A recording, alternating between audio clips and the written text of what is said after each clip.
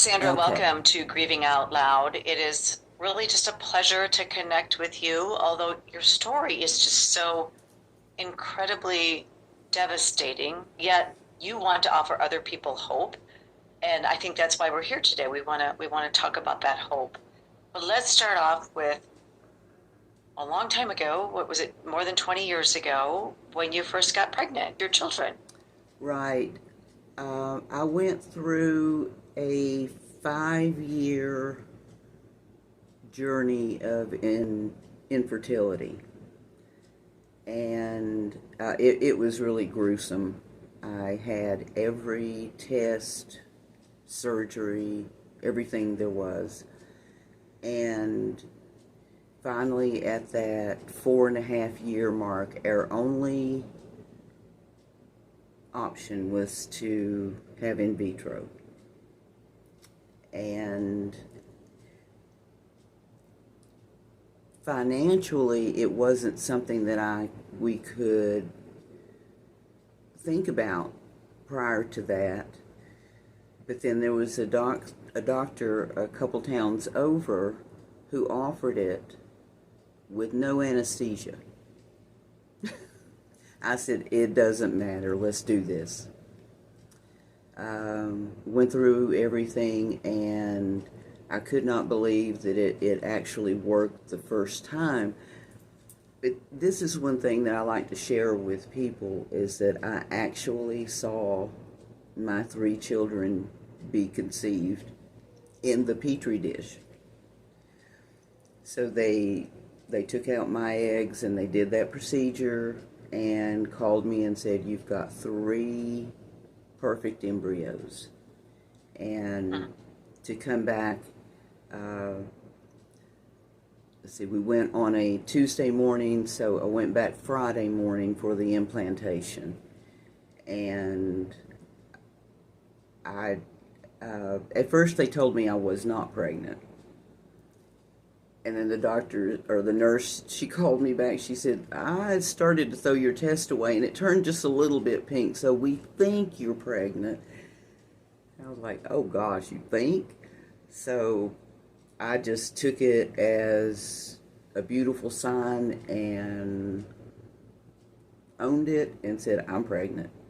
So, and yes, I was pregnant with triplets. Wow. I was pregnant with triplets. And And how did the pregnancies go? I mean, you were pregnant with triplets. How did that go for you? well, everything was really good in the first couple months. Naturally, with in vitro, the first 3 months, they don't want you to do anything strenuous, which I didn't. I mean, I followed everything to the letter of the law. And we went in for ultrasound, and we had 3 heartbeats, and just so elated. Then when I went back for the next month, I went back for another one, and 2 of them had died.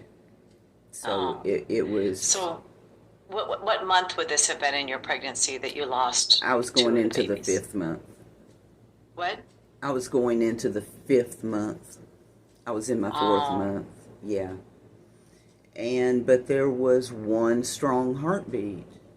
And I said, okay, we're not going to be down about this. This is fabulous. We have one. And from that point forward, the pregnancy couldn't have been any better. It was terrific. Um, and then you gave birth to your daughter, I did. Samantha Hope. Yes. And I March have to 3rd. think that she was very, very wanted. You know, after going through all this and losing 2 of the embryos, and then you have this one daughter who I'm sure was perfect. She very much was perfect. Very much. She didn't want to come out. I, I had a 24-hour long labor, and ended up with emergency C-section. Actually, we both almost died during the Oh, procedure. I mean, during the labor.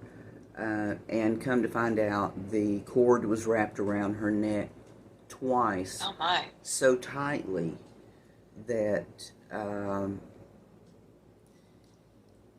time was of the essence. It was just a good thing they got her out when they did because she wasn't breathing. And I just remember with all my might putting my hand on my husband's shoulder and pushing him to just go make sure she's okay. And we were one of the only couples that this doctor had delivered for that did not know the gender of the baby. I said, we have gone through so much. I don't want to know. I would love to have a surprise. So she asked us to give the names. And so she said, you've got a Samantha Hope. And I couldn't be happier. But yeah, she was so very healthy. Always very healthy. So when did the trouble begin with Samantha Hope? Her dad and I separated when just before her 4th birthday. And, but she was just an awesome kid. She adapted. It was really hard in the beginning, but she adapted really well. And I really believe that everything happened when her dad, he was in another relationship. Now this was 7 years down the road, and they ended up having a child. So Hope had a half-sister. And you called her Hope. That's what you called her. You never called her Samantha. Yeah. No, I always called her Hope. Her dad named her Hope after the actress Hope Lang. And so we were trying to come up with something else. My husband's name was Sam. And my mom said, well, is it going to be a little Sammy or a little Samantha? So I thought, okay, there you go. I did all the hard work. I let them name her. So you were saying that, yeah, her father had another relationship and another child. Yes, and she started Did that exhibiting. cause issues for her, for Hope? It did because, of course, when she was with me, she had all of my attention because I knew that I would not have any other relationships. I just could not. I couldn't do that. I needed to devote, as a single mother, everything to her. And she felt very left out because all the attention went to the new baby. And she developed ADHD from the environmental aspect of it. Her 3rd grade teacher called me and told me that she had gotten into a little bit of trouble, and she's the one that said, I have a daughter with ADHD, and I do believe that Hope has it. So we took her and had her tested, and sure enough, she did. She eventually, it took her about a year or so to adjust.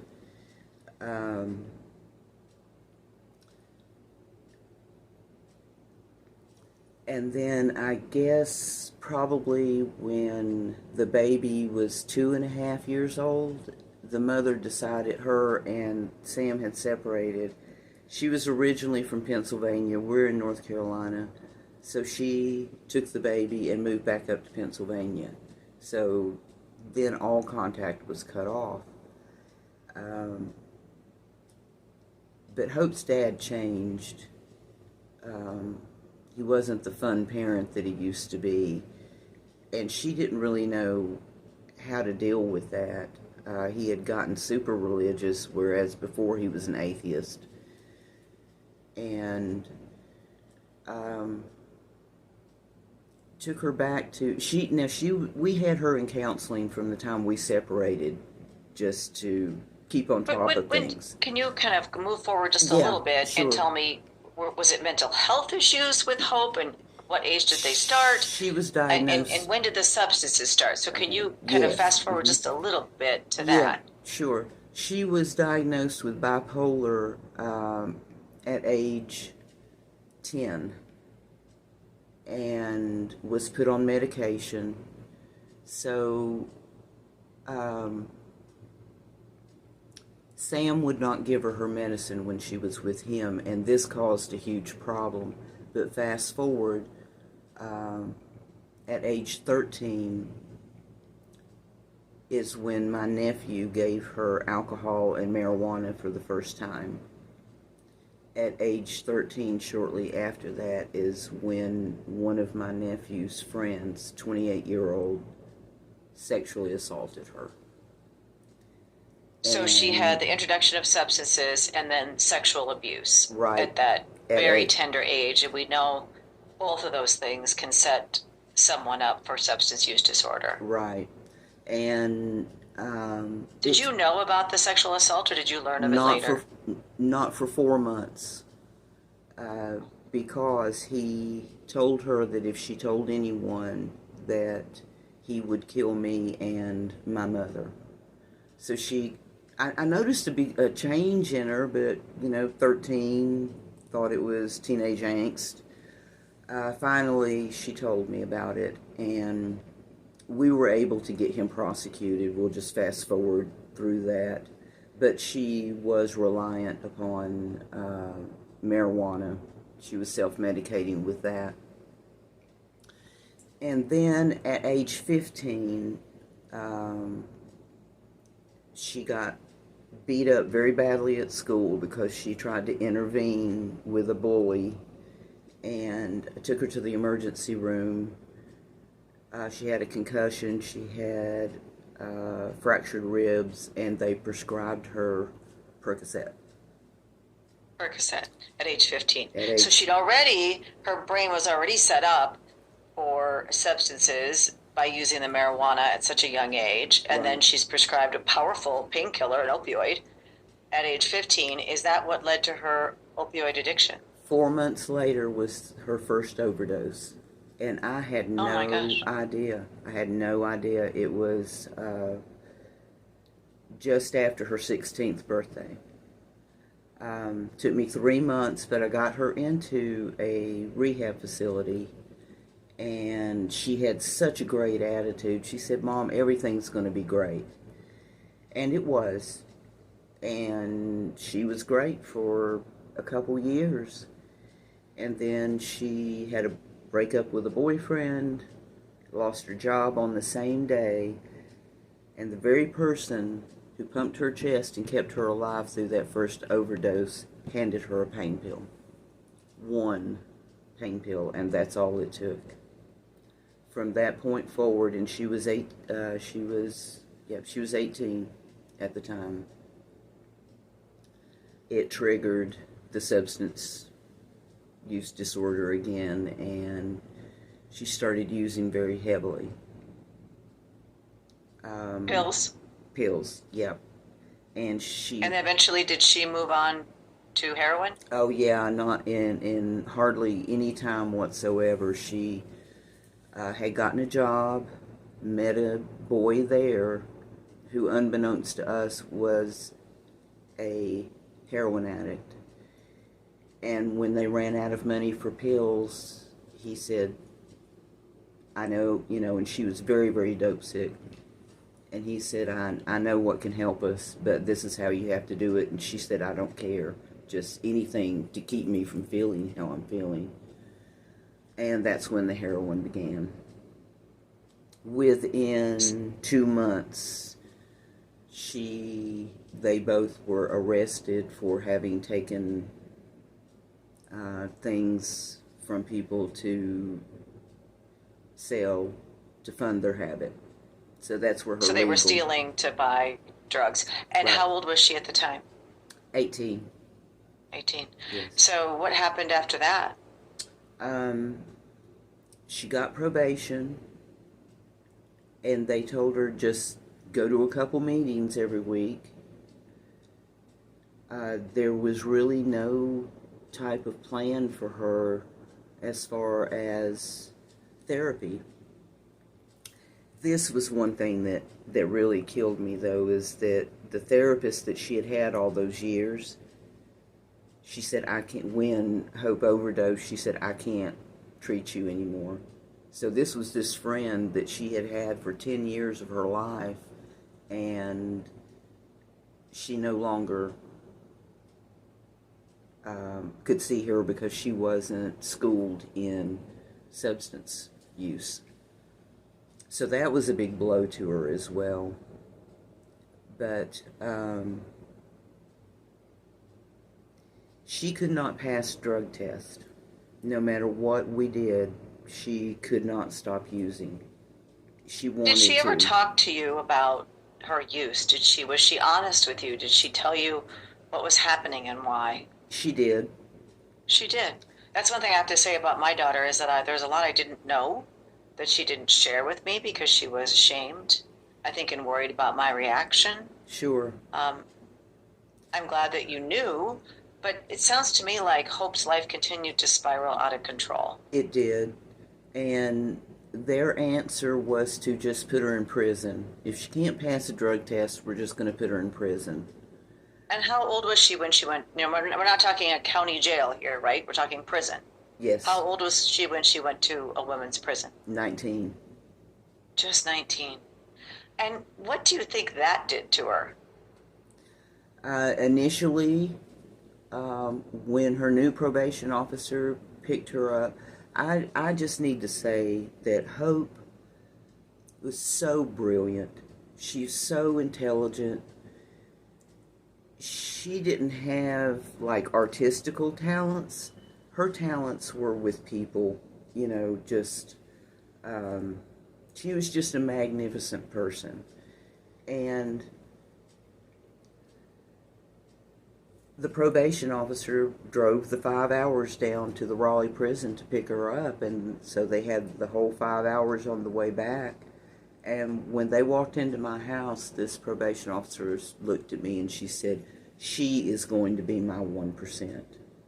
Because at that point, it was 1 out of 10 people recover.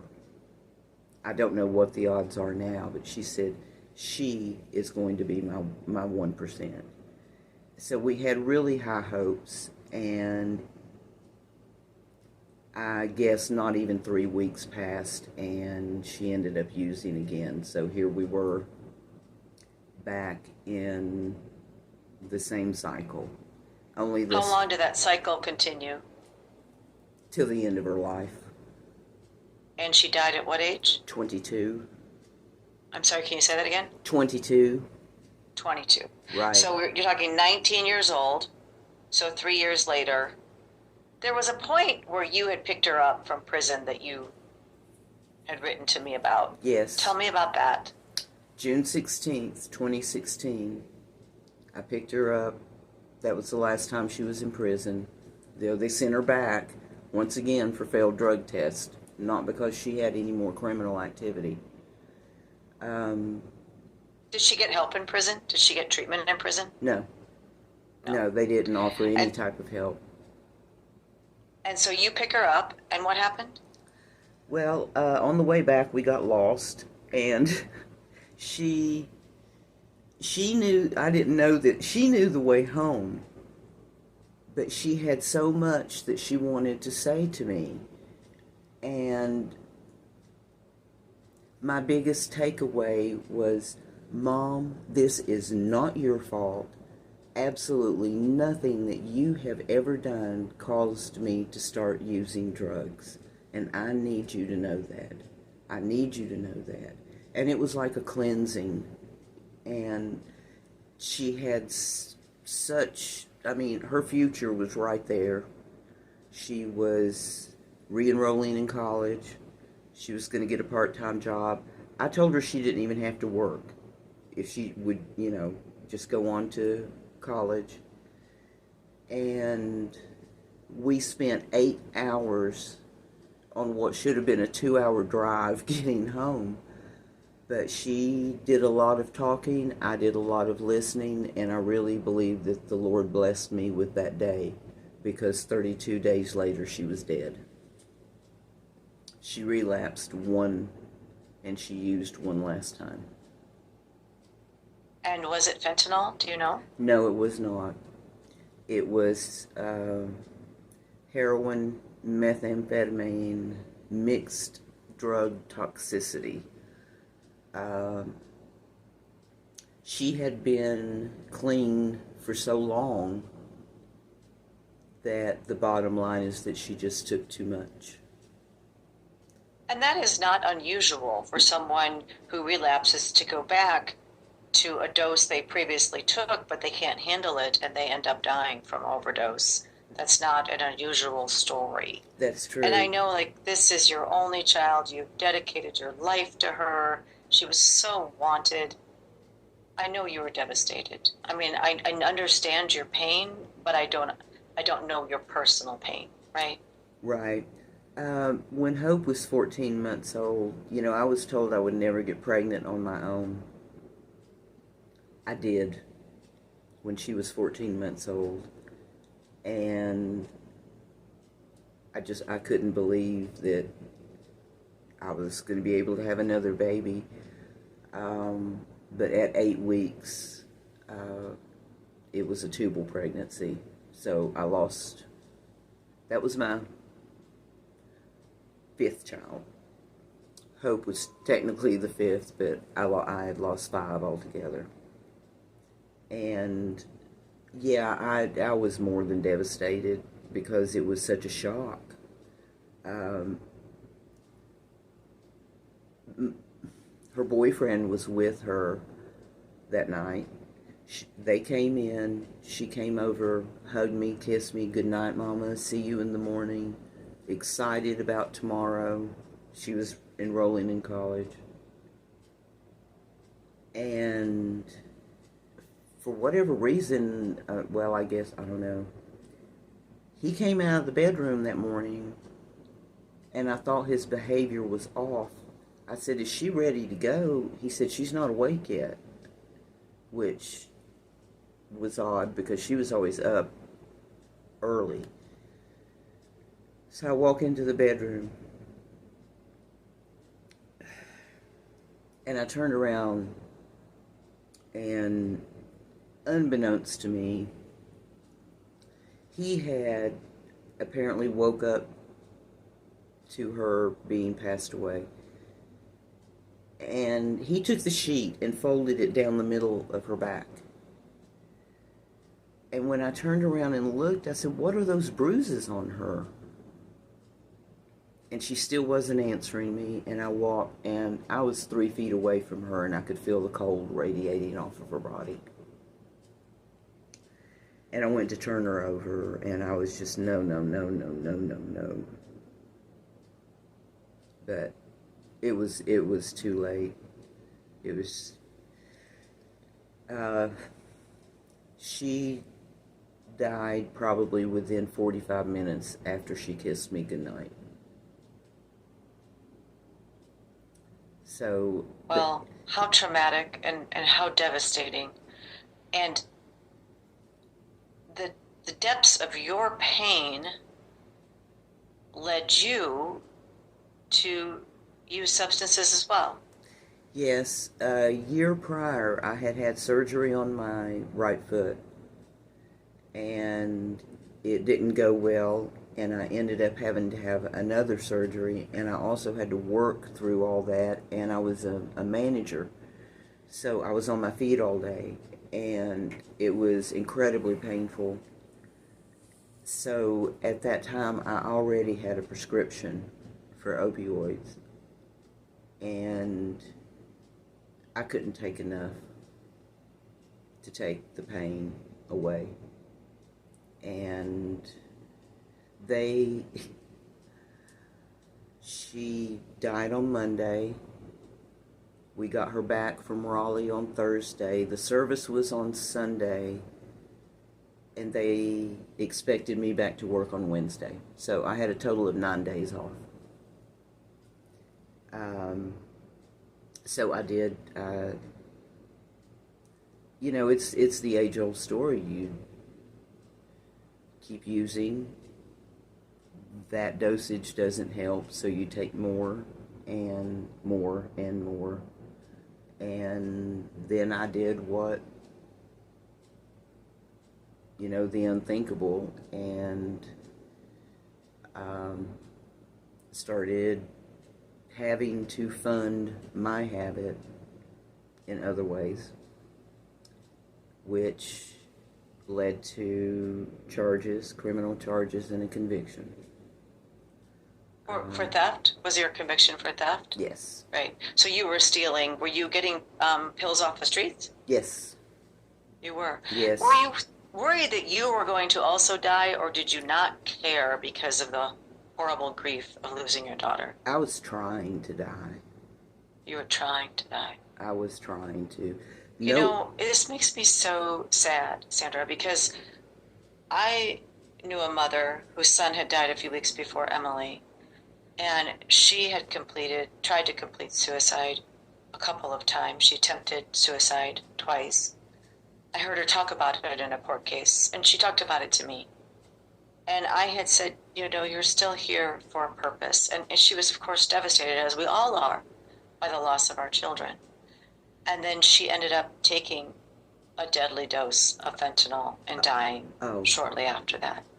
I wrote a blog called Collateral Damage.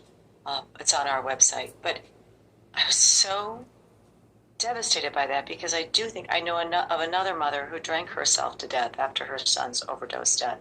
And I can understand why people would turn to substances themselves, even though that's what killed their child, because they don't really care, right? They don't want to live anymore, and they just want to be out of both, in your case, emotional and physical pain, right? Yes, and there was so much pressure on me to be me.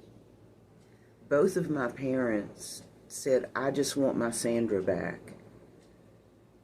No one would talk with me about hope. Everyone acted as though nothing happened and expected me just go on with life as if nothing happened. I went to a therapist, and he told me to pretend that she was in another country studying abroad at college. And Well, that doesn't seem like very good advice. It sounds to me like you didn't get the right kind of help. No, I said, how am I supposed to get the image of that morning out of my mind? It might have worked for her dad because he hadn't even spoken to Hope in over a year. He decided to take not only the tough love route, but the totally withholding his love route. Well, okay, but let's talk about you. So it's you're arrested, you're stealing to feed your habit, you're turning to the streets. You didn't die because you're here talking to me now. Was there a point where you were able to get help then? Yes, after my fourth attempt, I woke up. I had it down to a science, Angela. And I woke up the next morning and I felt better than I had in years. And I said, okay, God, enough of this. You have got to show me what you want me to do with the rest of my life, because I don't know where to go from here. I don't know how to take another step forward. And about 2 to 3 days later, I was on Facebook, which I was not into social media at all back then. And I stumbled across Shatterproof. And it changed. And we've had the founder of Shatterproof on this podcast, so I know a little bit about that organization. Yes. And what was it about Shatterproof that inspired you or gave you your hope back? The support of the entire organization, 24/7, no judgment, no stigma, just incredibly supportive, and it started giving me a direction, and I found it Hope's Hope. And my first event was a 5K down in Atlanta, and it was just all so exciting. And then I also got to mentor another mom who had not only lost her husband, but her son within a short period of time. And at that point, I was like, okay, this is it. Hope's dream was to become a counselor and counsel at-risk youth to help them avoid substance use disorder. And I thought, okay, I can do this. I can do this. This is what I will do in her honor. I will carry her torch. And that is what I have been trying to do ever since. And what about the opioids for you? Were you able to get off of them? Are you on medically assisted treatment? Are you still in pain? How were you able? You're in recovery. right, I just put them down. You just stopped. Now, yeah. not many people can. We should point out that not many people can do that. No, I no. mean, the fact that you did it is incredible. We don't expect people to do that. They can, turn to medically assisted treatment would be the preferred method. But the fact that you were able to just stop them. Absolutely. And how do you manage your pain? Your physical pain? Well, I am in more physical pain now than I ever have been. I have very severe neuropathy and arthritis, but I just manage it. I just own it, and I had to have a procedure on my esophagus last year, and they offered me opioids, and I said they just make me sick, and that's what they always did really before, so I didn't even take them. But I do want to point out that I do not recommend that anybody try to come off of any type of opioid without some type of assistance, because it is brutal, and it would have been so easy to just say, oh, please let me not hurt like this and take another pill, but I didn't, because I truly believe that I was spoken to that day, the last time that I tried to suicide, and got pointed in the right direction. So I knew it was just something I had to do. And what did your experience with addiction make you understand about your daughter's experience with addiction? I do know that at one point I just said, honey, why can't you just stop? And she said, Mom, I don't know. I fight it, and I fight it, and I fight it, and I get through, and I'm okay for a few weeks. And then she just, she said, something just makes me want it so bad that I cannot control that. And she came to me at 2 o'clock in the morning. She had brought herself off of them, and it had been close to 3 weeks, and she said, Mom, I'm getting that feeling again. Can you find me somewhere to go? And I called every place there was, and she met no one's criteria. So no one would take her, and within days, she was using again, because there was no help out there for her. But my question for you was, how did your own struggle with substance use disorder help you understand what your daughter had gone through, since yours followed hers, right? You weren't in active substance use disorder while she was suffering from it. I understood 100% why, because she too had pain that she was dealing with. Hers was her internal pain from the rape, from various other things, relationship with her father. Mine was physical, but then the pain of losing her was a physical pain, not just emotional and mental. I hurt. I don't know how to explain it, but I hurt so bad that no amount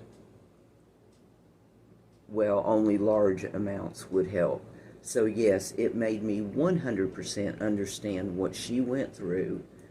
And even with my going to Raleigh myself and seeing that side of it, it was almost as though it helped me get through the part of realize, I lived everything she lived. I lived everything that she lived. And I'm better equipped to handle the rest of my future. And I have an understanding of why what happened did now, because I was in such denial. I still have a lot of days when I just don't accept it, that she's gone. Um, but it The just really, suicidal ideation that you spoke about in the attempts, do you still struggle with that? no, No. I don't. Well, thank goodness. I We know don't. that that is a disease of the brain. We know that it is a mental illness, and certainly it can be brought on by circumstances. Not always, but it certainly can be. Correct. And I think that it's so hard to understand where the human mind is. I don't know that, everyone who is able to follow through that path really intends to die. It just is I don't understand, it's a horrible, dark place. It's just you want the pain to end so badly, and I didn't really feel that I had very much more to live for, because all I wanted for I was 33 when I had Hope. All I wanted in my life leading up to that was children and family, and that it took everything away from me. So I'm having to redefine my entire life as to what I want my future to be, because to find a purpose to live, and just And have you found that purpose? I have, and it's through advocating for overdose awareness and fentanyl poisoning prevention. I'm a member of several Facebook groups.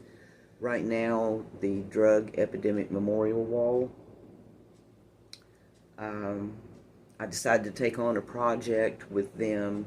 I just get involved in anything that I can to help. It strikes me that you would be a good peer support specialist as well, not only for grieving parents who've been through what we've been through, but also for people in recovery, for people in active addiction seeking recovery. Right, because I have been through all of it. You've been And through all of it. I have. And um, there is one other part to this. Um, my mother was in extraordinary pain, and it was the weekend, and she had run out of her medication. And my stepson said, okay, I know this person, they just got their prescription renewed. I literally saw them open it, sealed top, everything. I can guarantee you that it is pain medicine. I said, okay. Just enough to get her through the weekend. But I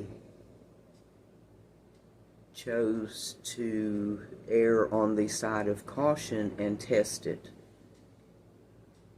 And I took the pill, I cut it into 8 pieces. It was as big as an aspirin.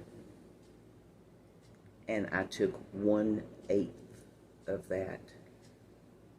And I was immediately gone.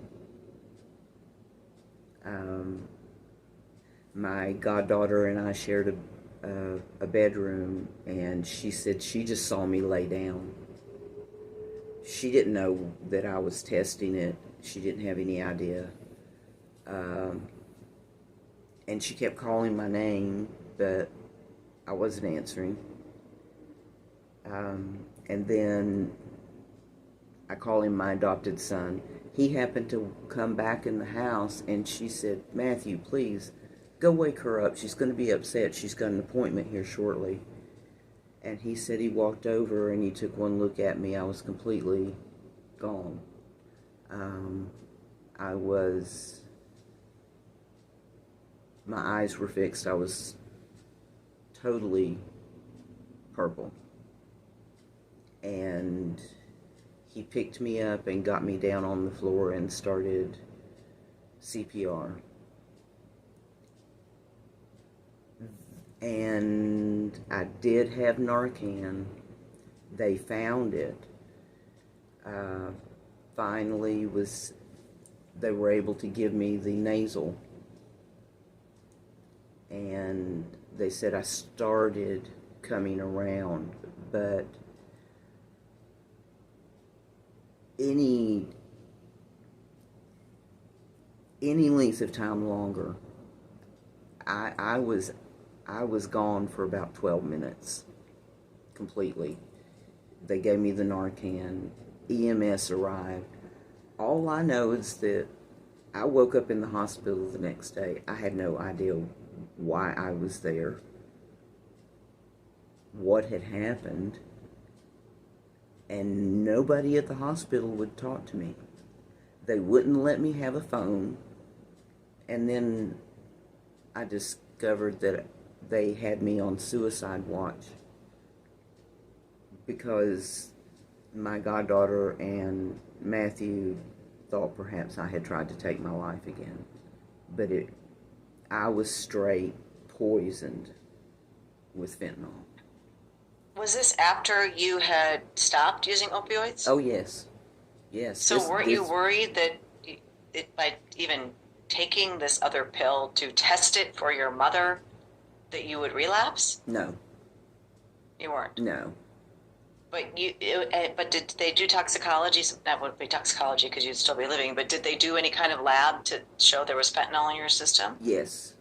It was actually a mixed, it was oxycodone, fentanyl, Xanax, and something else, and I didn't take any of those. And so what about your mother? Did she ever take any of that? No. Mm-mm. No. No. Okay. Because, I mean, literally, it was almost instantaneous when I put that in my mouth, and then So you're saying you took what amounts to a lethal dose of fentanyl, testing out a pill before it was given to your mother? Yes, and this pill was only 1/8 of the size of an aspirin. It was tiny. And I couldn't wake up. They kept trying to run tests and talk to me, and I could not wake up. This was all day Saturday. And finally, later that evening, a social worker came in and was talking to me, and I said, oh, no. I have not tried to kill myself. And they said, well, right here, everything about you says that this is completely abnormal for you, that you have never had test results like this. I said, that is correct. And they labeled it as a poisoning at the hospital. And it was finally Sunday before I was strong enough to go home. So what did you learn from all of that? It doesn't matter. I don't care who your best friend is. Just don't take anything off the streets. Do not take any medication whatsoever unless it has been prescribed by a doctor and you picked it up yourself at the pharmacy, or your parents did. Because this was my stepson. And And drugs also contributed to his death as well? Yes. And when did that happen? A month later. A month later. Can you tell me what happened? Um, he had broken away from a relationship, and uh, it was actually the day before my birthday, October 22nd. And he texted me early in the morning and he said, I'm sitting down here in your field. I got away from her. I said, well, come in the house. And it was the first time he was with Hope when she died. It was the first time that that he was able to talk to me about her. And we spent the day talking about that type of thing that morning. And he said, I have got to go. I lost a piece off my motorcycle. I've got to go find it. I said, why don't you let me drive and you can look? He said, no, no, no. I really am feeling the need just to get out there and ride. And I said, okay. He said, but I'll be back in 45 minutes. He didn't come. And about 11 o'clock that night, I got a call that about 4 hours after he had left my house, he crashed his motorcycle into a tree at 100 miles an hour, and it killed him instantly. And he too, I later found out, had just done a shot of fentanyl. Before the accident. Before the accident. The accident occurred approximately 20 minutes after he left the house and where what he year, got the drugs. What year was that? 2021. 2021. And how old was he? 30. 30. Yes. And Hope died in what year? 2016. 2016. Okay. So it's 5 years apart. 5 years. So all of this, I mean, the grief and all of this loss, it can feel really depressing and really awful, right? It does. It is, and it's something that every day I have to do my best to find purpose in the day. And I do that. I honor Hope. I do different videos, but I spend time with her every day. I'm actually writing a book, and I did just sign with a publisher because I have to get this out. I've always felt that there's so much stigma around how she died that I want people to know Hope, the person, how she lived. I have an innate sadness that I don't believe will ever go away. But Can you live with it? Manageable now. It's tolerable. You can live with it. I can live with it. And next month will be 8 years. And it's really hard. I mean, in March she should have turned 30. And yeah, I understand that. I see the girls, her friends, being married, having families of their own, and that's all Hope ever wanted. I did start college 2 years ago. You did? I did. I'm studying. So you're doing something that she wanted to do, but Yes. wasn't able to do. I'm studying criminal justice with emphasis on forensics. Initially, it was corrections, and then I wanted to get more into the forensic aspect of it, especially with this epidemic we have now, pandemic. To me, the thing with the COVID, and from COVID, the last time that the United States has experienced such a epidemic was in 1918 with the flu. and there were about 100,000 people that died from that at that point. Then we had COVID, but there are cures, there are vaccines for the flu and for COVID. There is no cure for addiction. There is only hard work and recovery, but it can happen. I need people to know that it can happen, and it will happen. Yes, you have to put a lot of work into it, but the reward at the other end is phenomenal when you realize what you've overcome. And well, you have overcome a tremendous amount. And on that note, we will wrap up this podcast. I wish you health and happiness, and that you can continue to move forward in Hope's honor. And that's what I am doing. That is my life's work now, and to raise awareness, because I don't want anybody else to ever feel this. I don't want anyone else to ever be me. You know, this is the parent's worst nightmare. So, but there is a glimmer of hope there. Yep, that's what you have to keep alive, is that glimmer of hope for others. Absolutely. You can't have it for your own child any longer, but you have to have it for other people's children. Absolutely. And I understand that that is your journey as well, to raise awareness. Yeah. And I am so sorry you lost Emily. I am so sorry. Yeah. I am sorry too for the loss of Hope.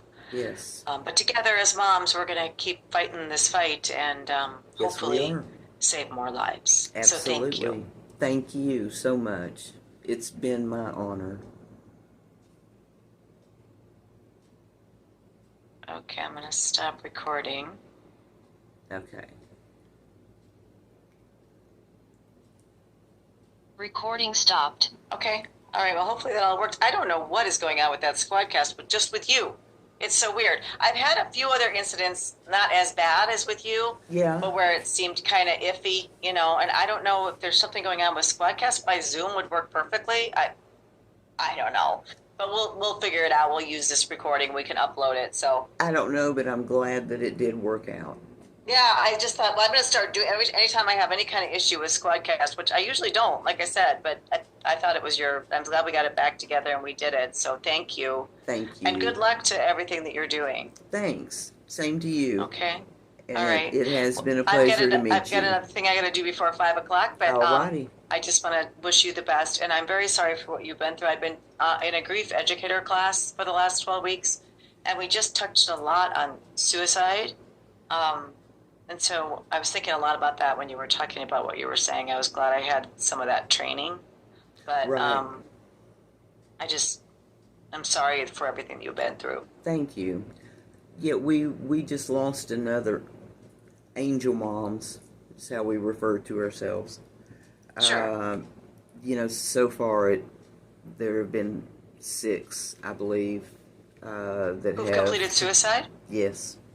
You know, and I just think that's when I talk about collateral damage, that's what I mean. Like, this death of a child just blows up the world. I mean, there's so much guilt and all of this around it, and isolation, and there's so much collateral damage, and that's why I'll email you that blog. Oh, I'd love that it. I wrote. Yeah, I'd love that. There is, and this is one thing that up until about a few months ago, I realized that I lost my mother 2 years ago, and my parents were mourning the loss of me, and I could not see that. And my mother's health started declining, and then after about 2 years, my father, he started declining. Fortunately, I still have him, and he's going to turn 90 on Friday. But I do realize, they couldn't grieve Hope because they were grieving me. because I was not the same person that I had always been. So collateral damage, definitely. Yeah, so much. Well, I'll send you that blog, but you take care of yourself, and All thank right. you. I'm glad we finally figured something out to make this work. So, Yeah, thanks so okay. much, Angela. I All appreciate right. it. Bye Okay, bye. bye-bye.